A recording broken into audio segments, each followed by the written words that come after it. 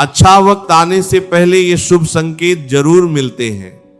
जब हमारे जीवन में लगातार परेशानियां आती हैं और हर तरफ से निराशा घिरने लगती है, तो हमें लगने लगता है कि अब हमारा जीवन ऐसे ही दुखों में कटेगा। हम सोचने लगते हैं कि शायद हमारी किस्मत में सुख लिखा ही नहीं है। लेकिन प्रकृति का और ईश्वर का एक बहुत बड़ा नियम है। हमेशा याद रखिए कि जब रात सबसे ज्यादा गहरी और काली होती है तो समझ लीजिए कि सवेरा बहुत करीब है। भगवान जब किसी के जीवन से दुख के बादल हटाने वाले होते हैं तो वे एकदम से चमत्कार नहीं करते। वे धीरे धीरे प्रकृति के माध्यम से, आपके आसपास के माहौल से और आपके अपने मन के भीतर से कुछ ऐसे संकेत भेजते हैं जो ये बताते हैं कि अब रोने के दिन खत्म हुए, अब तुम्हारा अच्छा वक्त दरवाजे पर खड़ा है। सबसे पहला और सबसे बड़ा संकेत है ब्रह्म मुहूर्त में अपने आप नींद का खुलना। अगर आपकी आंखें रात के 3 बजे से लेकर 5 बजे के बीच अचानक खुल जाती हैं, आपको कोई आवाज नहीं जगाती, कोई शोर नहीं जगाता, आप बस एकदम से जाग जाते हैं और आपको बहुत ताजगी महसूस होती है, तो ये कोई साधारण बात नहीं है। ये वह समय है जब ब्रह्मांड की दिव्य शक्तियां जागृत होती हैं, देवता पृथ्वी पर भ्रमण करते हैं। अगर इस समय आपको उठाया जा रहा है तो इसका मतलब है कि परमात्मा आपको अपने करीब बुला रहे हैं। वे चाहते हैं कि आप उस सकारात्मक ऊर्जा को ग्रहण करें जो आपके आने वाले अच्छे वक्त की नींव रखेगी। ये ईश्वर का निमंत्रण है जिसे केवल वही लोग महसूस कर पाते हैं जिन पर भगवान की विशेष कृपा होने वाली होती है। दूसरा शुभ संकेत है आपके स्वभाव में एक अजीब सी शांति का उतर आना। बुरे वक्त में इंसान बहुत चिड़चिड़ा हो जाता है, उसे बात बात पर गुस्सा आता है, लेकिन जब अच्छा वक्त आने वाला होता है तो ईश्वर सबसे पहले आपके मन को साफ करते हैं। अचानक आपको लगेगा कि अब आपको छोटी छोटी बातों पर गुस्सा नहीं आता। कोई आपको बुरा भला भी कह दे तो आप लड़ते नहीं हैं, बल्कि मुस्कुराकर आगे बढ़ जाते हैं। आपके अंदर एक गहरा ठहराव आ जाता है। आपको लगने लगता है कि जो हो रहा है ठीक है और जो होगा वो भी ठीक होगा। ये शांति इस बात का प्रमाण है कि आपके भीतर परमात्मा का वास हो चुका है, और जहां परमात्मा है वहां दरिद्रता और दुख टिक ही नहीं सकते। जब आपका मन शांत हो जाता है तो आप सही फैसले लेने लगते हैं, और यही सही फैसले आपके अच्छे भविष्य का निर्माण करते हैं। तीसरा संकेत है मन में बिना किसी कारण के खुशी महसूस होना। आपके जीवन में परेशानियां अभी भी वैसी ही हैं, कर्ज अभी भी है, लोग अभी भी ताने मार रहे हैं, लेकिन पता नहीं क्यों आपके अंदर से रोने का मन नहीं करता। आपको एक ऐसा विश्वास महसूस होने लगता है कि जैसे कोई अदृश्य शक्ति आपके साथ चल रही है। आप भविष्य को लेकर घबराना बंद कर देते हैं। जब आपके भीतर यह अकारण आनंद पैदा होने लगे तो समझ जाइए कि आपके भाग्य का ताला खुलने वाला है। यह अंदरूनी खुशी इस बात का प्रतीक है कि आपकी आत्मा को यह आभास हो गया है कि बुरा समय अपनी अंतिम सांसें गिन रहा है। चौथा संकेत प्रकृति से जुड़ा है। अगर अचानक आपके घर के आसपास या आपके आसपास पशु पक्षी आने लगे, कोई गाय आपके दरवाजे पर आकर रंभाने लगे, कोई कुत्ता आपको देखकर अपनी पूंछ हिलाने लगे, या छोटे बच्चे आपको देखकर बेवजह मुस्कुराने लगे, तो यह बहुत ही शुभ माना जाता है। बेजुबान जानवर और छोटे बच्चे भगवान का रूप होते हैं। वे उस सकारात्मक ऊर्जा को देख सकते हैं जिसे हम इंसान नहीं देख पाते। अगर वे आपकी तरफ आकर्षित हो रहे हैं तो इसका मतलब है कि आपका आभामंडल बहुत शुद्ध हो गया है और ईश्वर की कृपा आप पर बरसने वाली है। प्रकृति हमेशा हमें संकेत देती है, बस हमें उन्हें समझने की दृष्टि चाहिए।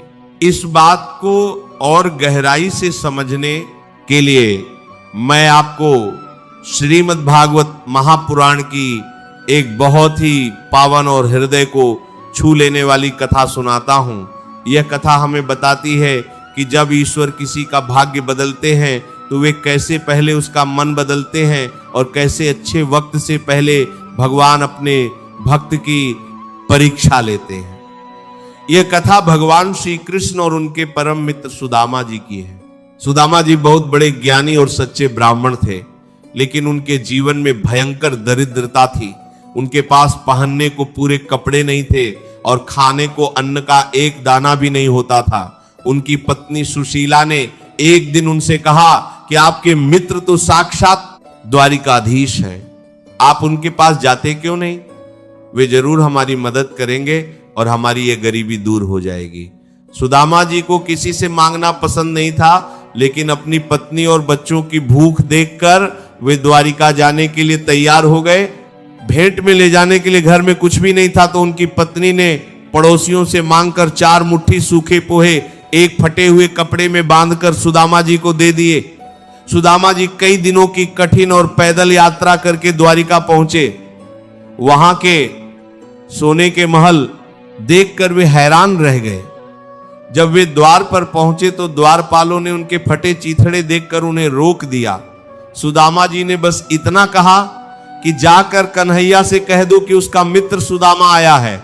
जैसे ही भगवान श्री कृष्ण ने सुदामा का नाम सुना, वे नंगे पैर ही द्वार की तरफ दौड़ पड़े।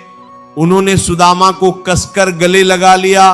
भगवान ने अपने गरीब मित्र को अपने सोने के सिंहासन पर बैठाया और अपने आंसुओं से सुदामा के पैर धोए। सुदामा जी महल की भव्यता देखकर अपने पोहे छुपाने लगे कि इतने बड़े राजा को यह सूखा पोहा कैसे दूं। लेकिन भगवान तो अंतर्यामी हैं। उन्होंने सुदामा से वह पोटली छीन ली और बड़े प्रेम से वह पोहा खाया। भगवान ने उस सूखे पोहे के बदले सुदामा को दोनों लोकों की अपार संपत्ति दे दी। लेकिन सुदामा जी ने अपने मुंह से भगवान से कुछ नहीं मांगा। वे द्वारिका में कुछ दिन रहे और फिर वापस अपने गांव की तरफ चल पड़े। अब यहां से वह संकेत शुरू होता है जो अच्छे वक्त के आने से पहले हर सच्चे भक्त को मिलता है। सुदामा जी खाली हाथ लौट रहे थे। भगवान ने उन्हें विदा करते समय न तो कोई धन दिया, न कोई रथ दिया और न ही कोई सेवक साथ भेजा। सुदामा जी उसी फटे पुराने कपड़े में पैदल अपने गांव की ओर चल पड़े। कोई साधारण इंसान होता तो वह रास्ते भर भगवान को गालियां देता। वह सोचता कि मेरा मित्र इतना बड़ा राजा है, लेकिन उसने मेरी गरीबी दूर नहीं की। उसने मुझे एक सोने का सिक्का तक नहीं दिया। वह लालची और स्वार्थी इंसान होता तो रोता हुआ और शिकायत करता हुआ अपने घर जाता। लेकिन सुदामा जी के मन में बिल्कुल अलग ही भाव चल रहा था। सुदामा जी रास्ते भर नाचते हुए और मुस्कुराते हुए जा रहे थे। उन्हें भगवान से कोई शिकायत नहीं थी। उनके मन में यह विचार आ रहा था कि मेरा मित्र कितना दयालु है, मैं कितना गरीब और दरिद्र हूं, फिर भी उसने मुझे अपने सीने से लगाया, उसने मुझे अपने सिंहासन पर बैठाया। रुक्मिणी जी ने मेरी आरती उतारी। उसने मुझे धन इसलिए नहीं दिया क्योंकि वह जानता है कि धन आने से मुझ में अहंकार आ जाएगा और मैं अपने भगवान को भूल जाऊंगा।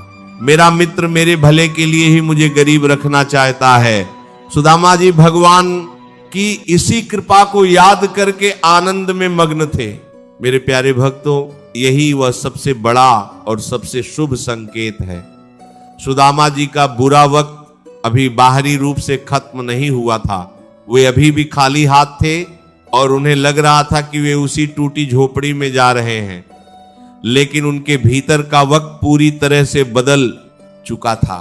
उनके स्वभाव में परम शांति आ गई थी। उन्हें भगवान पर पूरा भरोसा था। वो ने कोई शिकायत नहीं बची थी। और जब इंसान इस अवस्था में पहुंच जाता है तो भगवान को उसका भाग्य बदलना ही पड़ता है। जब सुदामा जी अपने गांव पहुंचे तो उन्होंने देखा कि वहां उनकी टूटी हुई झोपड़ी नहीं है। वहां तो द्वारिका जैसा ही एक विशाल और भव्य सोने का महल खड़ा है। उनकी पत्नी सुशीला सोने के आभूषणों और रेशमी वस्त्रों से सजी हुई उनका इंतजार कर रही है। भगवान श्री कृष्ण ने सुदामा के बिना मांगे ही उनके पूरे नगर को सोने का बना दिया था। सुदामा जी को वो महल और वो अपार धन इसलिए मिला क्योंकि वे खाली हाथ लौटते समय भी शांत और आनंदित थे। अगर वे रास्ते में भगवान को कोसते या दुखी होते तो शायद उन्हें वो सब कभी नहीं मिलता। यही नियम आपके जीवन पर भी पूरी तरह से लागू होता है। जब आपका बुरा वक्त चल रहा होता है और आप बहुत कोशिश करने के बाद भी असफल हो रहे होते हैं तो भगवान आपको परख रहे होते हैं। वे देखते हैं कि क्या दुख में तुम मुझे गालियां दे रहे हो या तुम मुझ पर विश्वास बनाए रखे हो। जब आपका अच्छा वक्त आने वाला होता है तो सबसे पहले आपके अंदर की शिकायतें खत्म हो जाती हैं। आप ये कहना बंद कर देते हैं कि भगवान ने मुझे दुख क्यों दिया। आप अपनी स्थिति को स्वीकार कर लेते हैं और अपने कर्म पर पूरा ध्यान देते हैं। आपको अपने आप ये विश्वास होने लगता है कि मेरा ईश्वर जो करेगा वो मेरे भले के लिए ही करेगा। पांचवां शुभ संकेत यह है कि आपके जीवन से कुछ लोग अचानक दूर होने लगते हैं। कई बार हमारे दोस्त या हमारे कुछ पुराने रिश्तेदार हमसे बिना वजह झगड़ा करके हमसे अलग हो जाते हैं। हम उस समय बहुत रोते हैं कि हमने तो उनका इतना साथ दिया फिर भी वे हमें छोड़कर चले गए। लेकिन असल में ये भगवान की एक बहुत बड़ी योजना होती है। ईश्वर जानते हैं कि वे लोग आपके लिए सही नहीं हैं, वे लोग नकारात्मक हैं और वे आपको आगे बढ़ने से रोक रहे हैं। इसलिए अच्छा वक्त देने से पहले भगवान आपके आसपास के कचरे को साफ करते हैं। वे गलत लोगों को आपके जीवन से निकाल देते हैं ताकि अच्छे और सच्चे लोग आपके जीवन में आ सके। इसीलिए अगर कोई आपको छोड़कर जा रहा है तो उसके लिए आंसू मत बहाइए बल्कि हाथ जोड़कर भगवान को धन्यवाद दीजिए। छठा संकेत है आपके सपनों में बड़ा बदलाव आना। जब आपके दिन फिरने वाले होते हैं तो आपको सपने में अक्सर देवी देवताओं के दर्शन होने लगते हैं। आपको सपने में कोई बहती हुई साफ नदी दिखाई दे, कोई हरा भरा पहाड़ दिखाई दे या फिर कोई प्राचीन मंदिर दिखाई दे तो ये इस बात का बहुत ही स्पष्ट संकेत है कि ईश्वर का आशीर्वाद आप पर बना हुआ है और आपकी सारी परेशानियां बहुत जल्द खत्म होने वाली हैं। ऐसे सपने मन की शुद्धि और आने वाली समृद्धि की सूचना देते हैं। सातवां और अंतिम संकेत है दान करने की और दूसरों की मदद करने की इच्छा जागृत होना। बुरे वक्त में इंसान एक एक पैसे को पकड़ कर रखता है। उसे डर लगता है कि कल क्या खाऊंगा और परिवार का पेट कैसे भरूंगा। लेकिन जब ईश्वर की कृपा होने वाली होती है तो आपके अंदर अचानक दूसरों की मदद करने का भाव पैदा हो जाता है। आपके पास खुद कम होता है लेकिन फिर भी आप किसी भूखे को खाना खिलाने से पीछे नहीं हटते। आप पक्षियों को दाना डालने लगते हैं, आप चींटियों को आटा देने लगते हैं। यह करुणा और यह दया उसी इंसान के अंदर आती है जिसके घर में साक्षात लक्ष्मी नारायण प्रवेश करने वाले होते हैं। मेरे प्यारे भक्तों, अगर आपके जीवन में इनमें से कोई भी संकेत मिल रहा है तो समझ जाइए कि आपकी बरसों की तपस्या अब पूरी हो गई है। आपके आंसुओं की कीमत अब आपको मिलने वाली है। बस अपने अहंकार को अपने पास मत फटकने दीजिएगा। जब अच्छा वक्त आए तो उस सुदामा की तरह हमेशा विनम्र रहना। जिस ईश्वर ने आपको बुरे वक्त से निकाला है उसे अपने अच्छे वक्त में भूलकर भी मत भुलाना। अक्सर लोग दुख में भगवान को याद करते हैं और सुख आते ही उन्हें भूल जाते हैं। आपको ऐसा नहीं करना है। ईश्वर की परीक्षा बहुत कठिन होती है लेकिन उसका इनाम भी उतना ही बड़ा होता है। वे आपको दुख की उस भट्टी में इसलिए तपाते हैं ताकि आप सोने की तरह निखर सके और दुनिया को रोशनी दे सके। आप कोई साधारण इंसान नहीं है, आप उस परमात्मा के सबसे प्रिय भक्त हैं जिस पर वह अपनी कृपा लुटाने वाले हैं। इसलिए आज से अपने चेहरे की उदासी को पूरी तरह हटा दीजिए